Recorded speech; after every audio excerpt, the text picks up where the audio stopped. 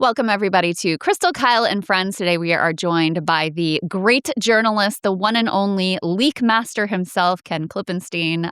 Everybody should be subscribed to his Substack. Great to see you, Ken. Hey, good to see you. Yeah, of course. So you are really, in a lot of ways, man of the moment. I already talked to you once this week for Breaking Points, but even since I spoke with you for Breaking Points, you've broken even more stories about, what is going on internally at DHS and with ICE. So why don't you start by breaking down what you were able to learn about the secret lists that are being compiled within these agencies, not just of activists, but really trying to chart out these networks of activists, their family and friends, people who may not even be involved in the protest activity in Minneapolis or anywhere else. Yeah, so a couple weeks ago, I was alarmed by something a Border Patrol agent told me, which is that they'd been directed to collect intelligence, license plates, biometric data, like photos of people's faces. Any protester that's recording ICE, they were told to record them and bring that information back, running up the flagpole for, quote, intel to do a, quote, run-up on them. And so I asked him, I was like, what is a run-up? He goes, oh, we put their license plates and personal data into some database. And I said, what happens after that? He goes, I don't know. Because they just, they're functionaries. They punch things in. They don't know who it goes to next. They don't have the complete picture. Yeah. Yeah, exactly. So that made me curious. I started asking around. And then CNN reported a couple days ago also that they had been directed to do that. And they actually got a document showing the intel collection sort of directive. And so after that, I was like, okay, I got to find out what this is. So I started talking to more senior people at DHS, and they described to me that this stuff is being put into a bunch of scattered like lists that they have for different purposes. Some are for tracking protesters, like pro-Palestinian protesters. Other ones are for tracking Antifa. So I was kind of struck by how many, this system of all these different lists that they have for people, some of which began in response to January 6th, but have really exploded under the Trump administration and their focus on domestic terrorism. So it was much bigger than I thought. I was thinking it would be like one thing of like anti-ICE protesters, like impeding, as the administration likes to say, but it's much bigger than that. Yeah, well, your subhead here, you say exclusive ISIS secret watch list of Americans, and you say Sparta, Reaper, and Grapevine track protesters, their friends, and others. So, I mean, how does this work in practice? And are they able to kind of like join these lists together to create some sort of, mass panopticon moment for the government? Because certainly with the Palantir contracts, that seems like the direction they would like to head in. That's definitely the direction they're headed. They're not there yet. And that's one good part, is that this can still be stopped, because once they have that full domain awareness where they've pulled these, looped these things together, and then the head is talking to the hands, and all the different parts of the agencies can see everything, that's a real major threat to civil liberties. Right now, they're still at a pretty ad hoc point where they have these retained names and information, and they can query individual ones. But as I quickly learned talking to different ICE and Border Patrol agents, they're not really aware of a lot of what's going on behind the scenes. I mean, you have a video of one ICE agent tumbled out like a week ago where he just said on camera, he says, yeah, we're taking down your license plate and personal information because we're going to put you in a database. It's going to make you a domestic terrorist. So they have some sense in broad strokes what this stuff is being used for, but it's still being created right now, like as we're talking. So this would be the time for Congress to intervene and put some guardrails in place around this. But we don't know yet how it's going to be used. And Palantir is a good example, because a company like that, they thread data together. Like, this stuff is so complicated. It's like it's like any software program. You've got the operating system, then you have different apps within it, and then the apps have different features within them. So they're not at the point yet where they've created a kind of unified picture of everything that's going on. And that's exactly the point that you want. That's exactly what you want to prevent. Because once they have that, then they can, have near real time understanding of what's going on. And that's the biggest threat of all. But they're definitely putting the pieces in place to create that. The image I use to describe it is like, it's kind of like the compound eye of a fly right now, where they have all these different lenses that they are looking at things through. But because of there's so many different lenses, there's protection in the sense that, no agent in the field can just pull up and query something instantaneously. They're not there yet. So that's really what I'm trying to warn against. Do you think trying to pull those threads together was part of the purpose of Doge? Because that was some of the speculation based on, like, the type of data that was being pulled at the time, was that, Elon was being put over the head of the whole federal government to try to stitch all the IRS data and the Labor Department data and the Social Security data, and to pull all of these pieces together using AI to do that. Do you think that's part of what they were trying to accomplish there? As I recall, there was a huge AI focus in that, and that's why you There bring someone was, like yeah. Elon in, because 'cause they're giving him these huge contracts for, what is it called? Grok, to be able Mhm. to process these things. All of that part parcel of, this attempt to unify and make coherent this Niagara of information, that they're bringing in. So I think that's certainly plausible. Let Um, me let me but ask yeah, you that's the another point of question. AI. So, with regard to, these lists that are being compiled for a variety of settings, but certainly, with regard to these ICE agents on the ground, CBP agents on the ground, there's a new video out that shows Alex Preddy 11 days before he is murdered in the streets by CBP agents. And he gets into a confrontation with some federal agent. I don't know if they're ICE or CBP or who they are. In any case, he spits at them, he's yelling at them, he kicks in a tail light, and they come out and rough him up, throw him on the ground. His ribs apparently broken, we presume, from that interaction. And like, I think it's reasonable to assume that because they'd had this prior interaction with him, he may have ended up in one of those databases. What do they do with that information? Are they then accessing that later? Are they potentially using that to target people later on? Could that be part of why they responded so aggressively to him on the day where he was ultimately murdered? Yeah, what's interesting is both he and Renee Good embody this new threat category that DHS has created to respond to these anti-ICE protests. And when I was talking to an attorney who's like involved in exactly, this system and structuring the response to it, he told me that they have a new third category. So there's violent protesters, like rioters. Mhm. There's nonviolence, but they've created this sort of Orwellian third category, which is what he called. This is the exact verbatim term he used. He said, what is it? Aggressive protesters. And I was like, you Mm. mean like violent? He's like, no, not violent, aggressive. I was like, well, what is that? He's like, well, we had to create a third thing because it doesn't quite rise to the level of criminality, but we want to be able to target them. And so I said, well, what is aggressive? And he basically described those two. So it's Renee Good, verbally criticizing them while operating a vehicle. It's you mentioned Alex Pretty. He gets close to these ICE officers and is criticizing them, all of which is legal, and all of which DHS, as I've reported in slides, is briefing staff is saying this stuff is legal for them to do. But they've Right. created this new third category of like, but it's aggressive, so we've got to keep an eye on them. And when he told me this, I was skeptical of it because it's like just sounds so crazy. I mean, he's certainly someone who would know. He's very senior in DHS. But then so I started doing some research and I found Deputy Attorney General Todd Blanche, who's kind of been trotted out to defend a lot of this stuff. He made an explicit allusion to this, and there's this bizarre interview. You can find it in the story that I wrote up. I linked to the video on CNN, where they say, but Alex Pretty wasn't violent, and he responds. He says, "I didn't say he was violent. I said he was aggressive." And then Mm. I remember I watched it. I was like, "What?" It's like, how is that? And he said that twice, and he made a distinction between peaceful protest and aggressive protest that nonetheless is not violent and not breaking any laws. So this Hmm. is the theory that's guiding Homeland Security and law enforcement. Interesting. Yeah, I mean, I have so many questions about this, about what this means. I mean, you've been telling me for a while because I see, a bunch of these people in the administration talking about, oh my God, Antifa and these left wing extremists and they're domestic terrorists. I mean, they quickly moved to label Renee Good a domestic terrorist, quickly moved to label Alex Pretty a domestic terrorist. My instinct was to think of that as sort of hyperbolic political rhetoric.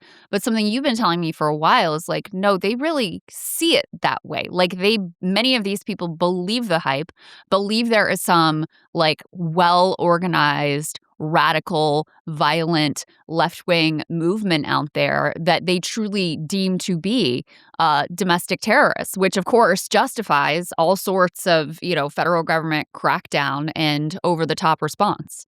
Yeah, I thought exactly what you did at first. I thought, oh, this is just some pretextual thing for them to take the gloves off and take advantage of the authorities that you have when you're fighting a counterterrorism target versus just an ordinary criminal target. But I talked to a lot of people, including people that report up the chain very closely to some principal figures in the administration's national security system. And the point I got back again and again and again is these guys are true believers. They really believe this stuff. And there's a lot of psychology going on because after the murder of Charlie Kirk, who was a personal friend of, Sebastian Gorka, the head of senior counterterrorism director in the White House, Trump, all these figures, Trump himself, who was almost assassinated. I really think that was like a 9/11 type event for the administration. In fact, they've called it that explicitly. They said it's a 9/11 type event. The day after the killing, they convened. I reported this, and I think it was reported Rolling Stone too.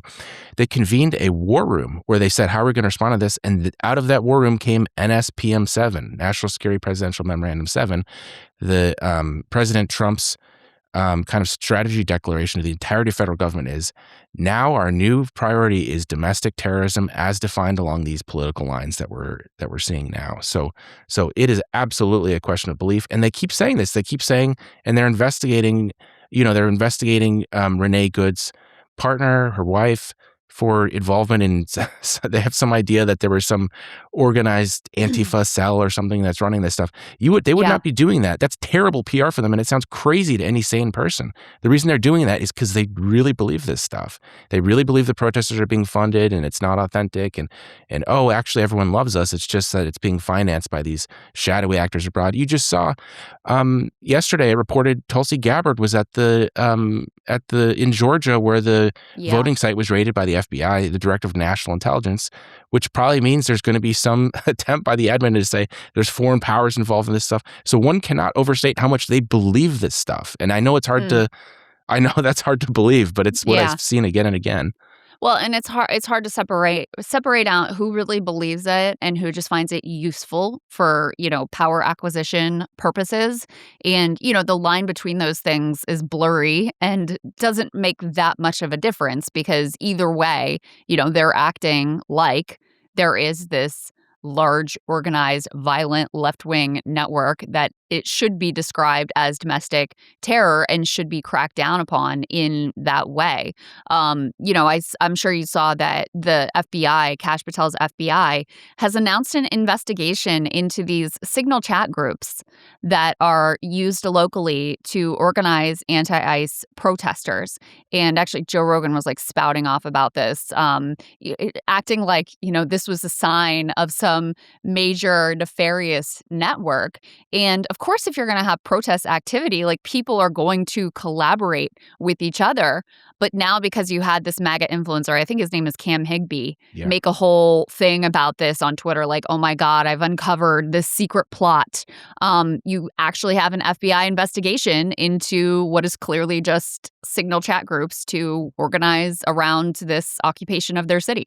You could really see the dangers of the whole intelligence and national security approach to things, which was something that, Border Patrol and ICE agents stressed to me, which is they all support immigration enforcement, but they've been sent on a counterinsurgency sort of counterterrorism style mission, which they don't support because they see it as undermining the immigration effort and just being unnecessary.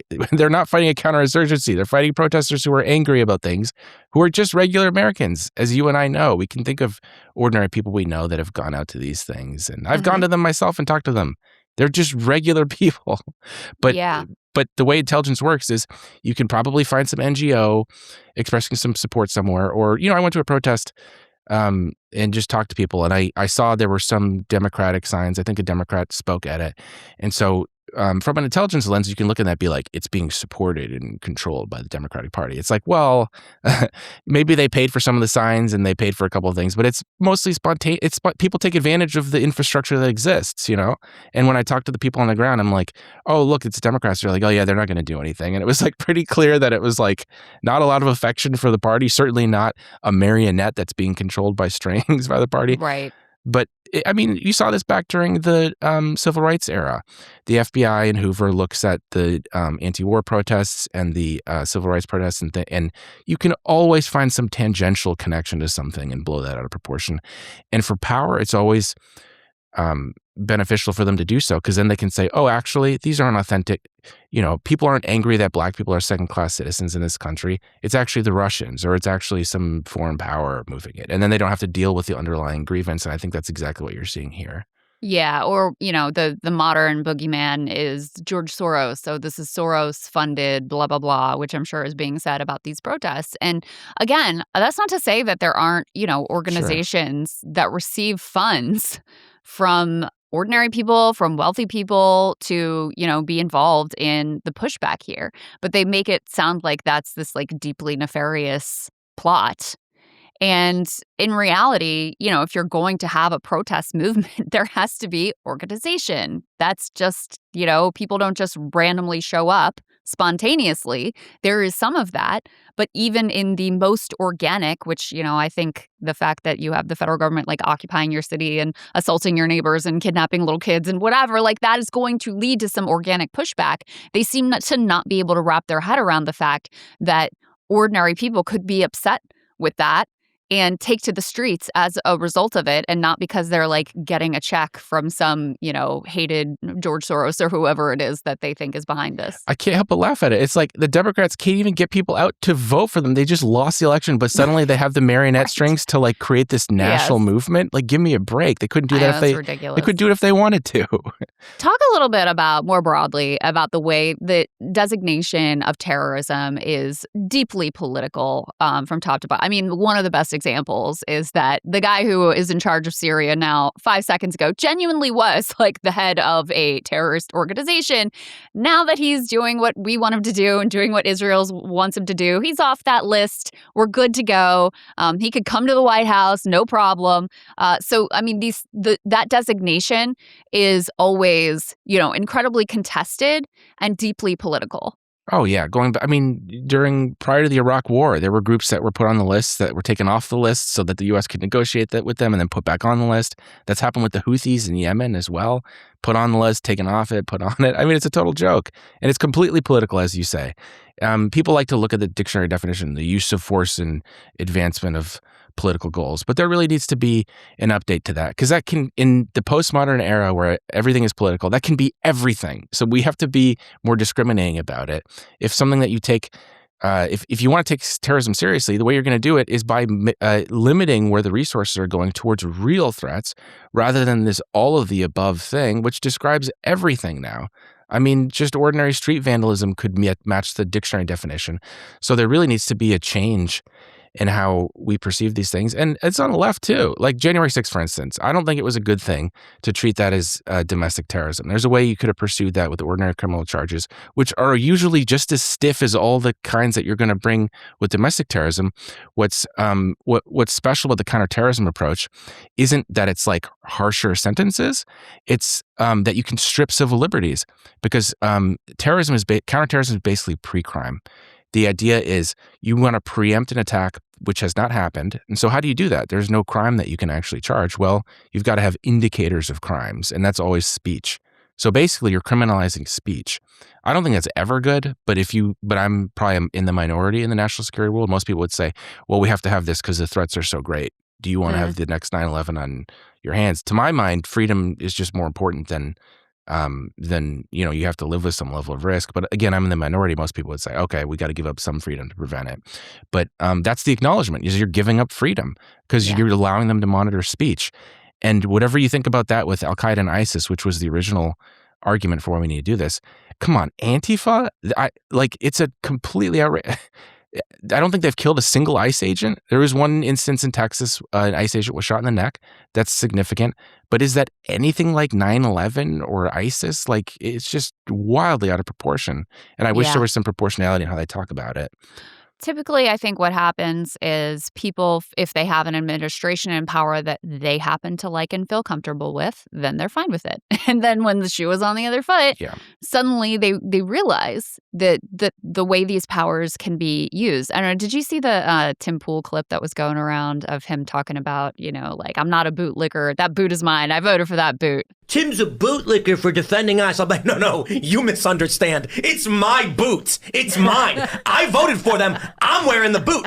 I'm stomping on the ground. I ain't licking anybody. I'm clapping for these people that I said, please go out and enforce the law. I'm the one wearing that boot. Did you see this? God, no. Yeah, that's what he said. And it's like, I mean, it's just such a sort of infantile worldview to think that. Hey, y'all, do me a favor and like and subscribe. It helps out big time in the algorithm. Click the bell as well for notifications when videos drop, and watch that video on screen right now.